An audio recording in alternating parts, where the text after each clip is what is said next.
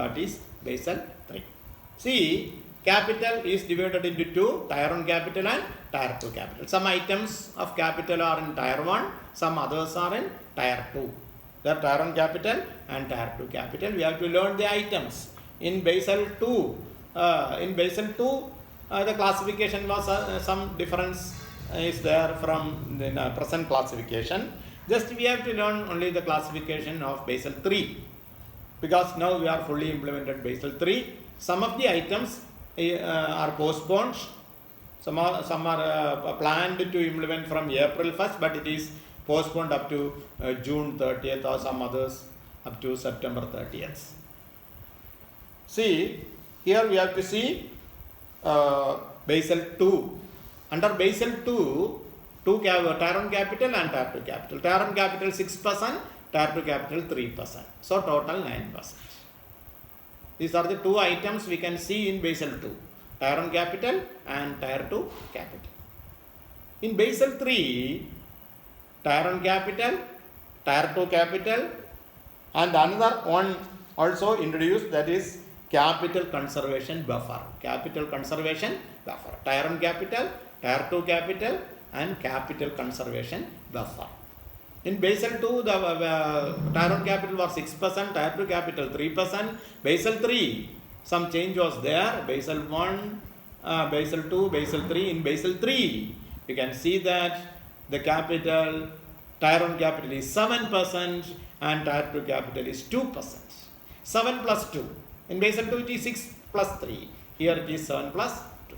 In addition to that, the Tier 1 capital is divided into 2. Tier 1 capital is divided into 2. Again divided into 2. This 7 is divided into common equity Tier 1. Common equity Tier 1, CET1 5.5%. And the best capital we can keep as common equity Tier 1 capital and additional Tier 1. Common equity Tier 1 5.5%, 1.5%, additional Tier 1, so total 7%. No change. Tier 2 capital 2%. Tier 2 capital 2%. Here we can see that 5.5 plus 1.5, 7%, and 2% Tier 2 capital. In addition to that, they have introduced another one, that is capital conservation buffer. What is capital conservation buffer? See, you are keeping this capital, but sometimes bank may go bad. Whenever you are making good profit, you have to keep slowly, you have to keep a buffer stock. In our food material, buffer stock will be there, sugar buffer stock will be there. So you have to keep some capital as buffer stock, buffer capital. See, in Kerala we will say that we will put some rice in our pattayam. There is a big wooden box is there. Then we will keep that rice there. Because whenever famine is coming, whenever rainy season is coming, then you can't get chances of this harvest, all these things. Then you have to depend on the stored items, that is buffer stock. Likewise, here some capital should be kept as capital conservation buffer.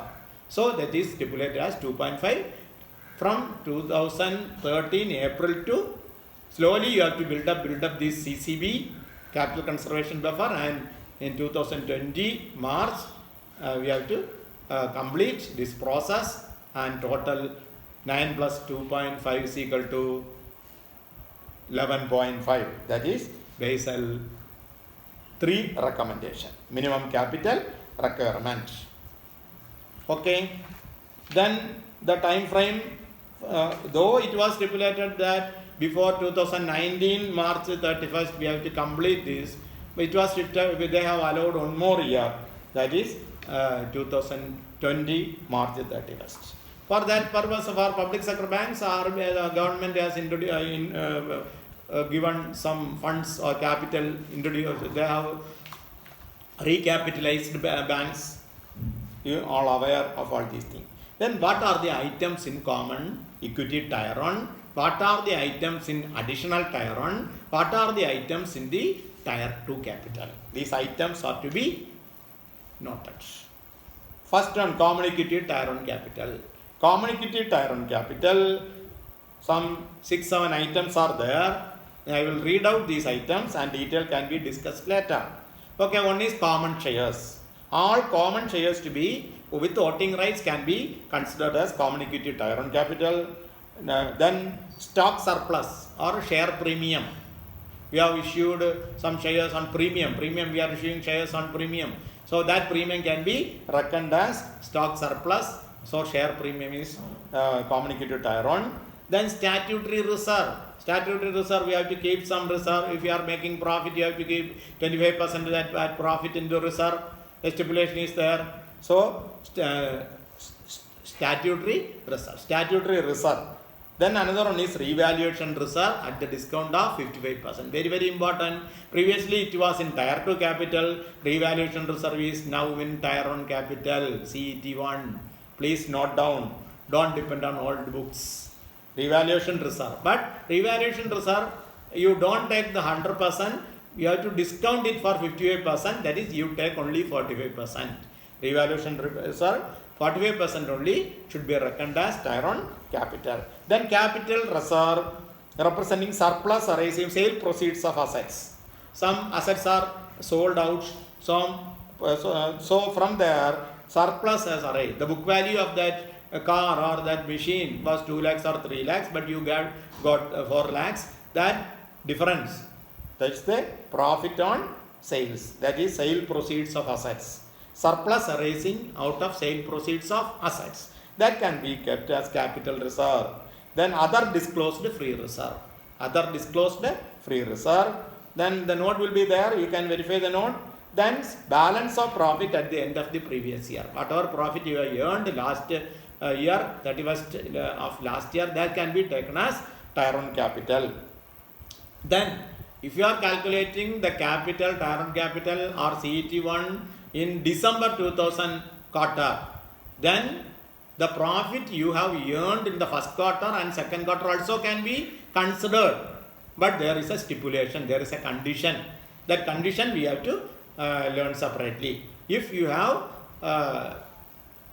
seen that conditions and satisfied, then you can take that portion of profit what we have earned in the first quarter and second quarter in the third quarter. Okay. That formula is also there, that we will explain later. Then these are the items in common equity tier 1.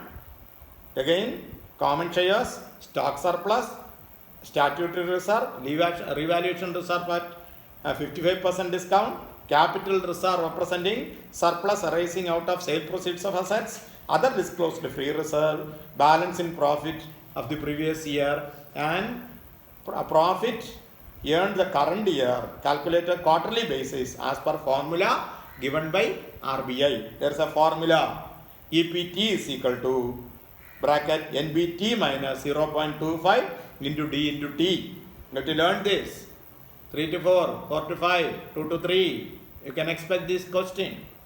EPT is equal to NBT minus 0.25 into D into T. There is a formula. According to that formula, because whatever the incremental provision you have made the previous year on each category, each quarter, because under is the incremental provision in from 2017 to 18. If you are taking the profit of 19, you have to see what is the incremental provision made in the previous year on every quarter. So every quarter it should not be more than 25% of the total average of incremental provision. That is this formula. If that is satisfied, you can take current year's first quarter, second quarter or third quarter's profit also as tier 1 capital. Okay. When we are discussing questions, at that time we can discuss it more. Then additional tier 1. Additional tier 1 is perpetual non-cumulative preference, PNCPS, a separate type of shares, preference shares. I am not going to explain. The perpetual non-cumulative preference shares, that's PNCPS. Then stock surplus, share premium, what we have taken there, and the balance of that Then debt capital instruments, bonds will be there, debt capital instruments will be there, debt instruments that can be taken, any other permitted by RBI. These items are in additional tier 1. Tier 2 capital, tier 2 what we are including in tier 2, whatever we are taken in preference share capital, PNCPS, RNCPS, RCPS. These are different types of capital instruments, perpetual, non-cumulative preference share, and some other instruments also there, shares also there. That RNCPS, RCPS, etc. That balance from whatever we have taken there and balance we can take in tier 2 capital. Then general provisions and loss reserve. What is general provision and loss reserve? That is maximum 1.25% of risk-weighted assets under standardized approach. We have adopted standardized approach.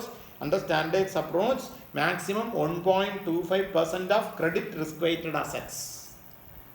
That only can be taken from general provision and loss reserve. General provision and loss reserve may be high. You should not take all. You have to calculate that what is the credit risk-weighted asset, and 1.25% of the credit risk-weighted asset only should be taken in tier 2 capital. Okay, then stock surplus, then any other permitted by RBI and debt capital instruments.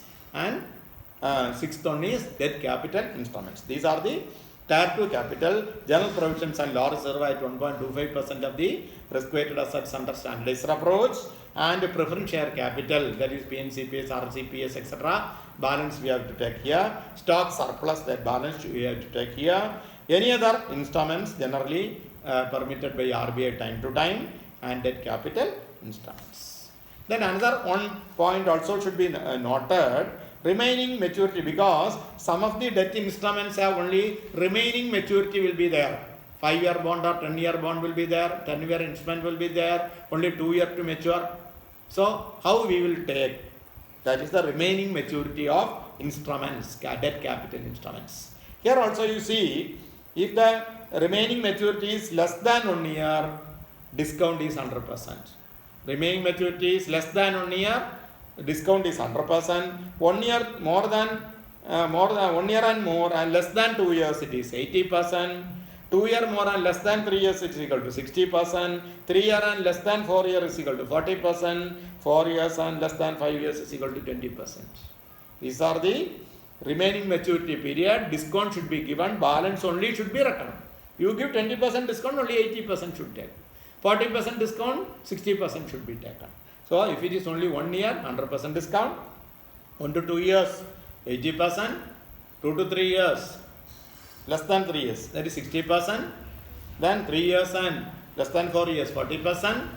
And 4 years and less than 5 years, it is 20%. This also should be taken when we are calculating. You just see the theory portion. Here the problems will be come for CAB, but the theory portion, all these will be coming for asking for CAB and promotion test. Okay, sorry.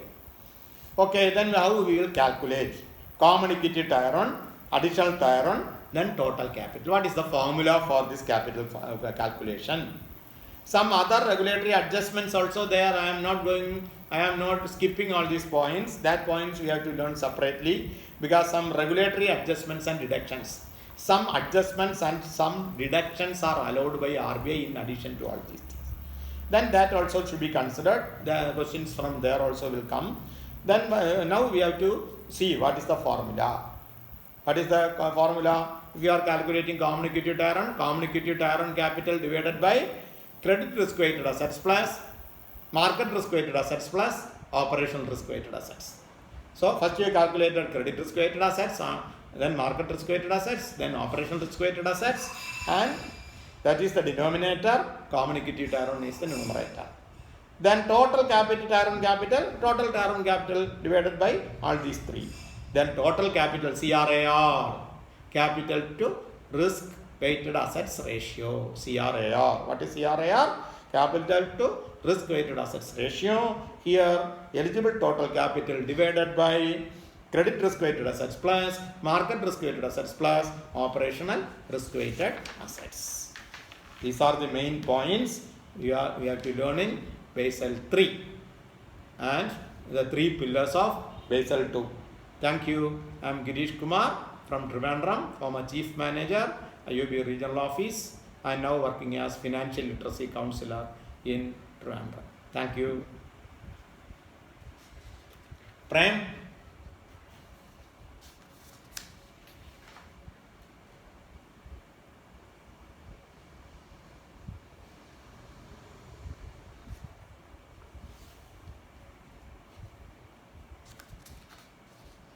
Madam, Aswathy ആ പ്രേംജീവനെ കൊണ്ട് വിളിക്കോ.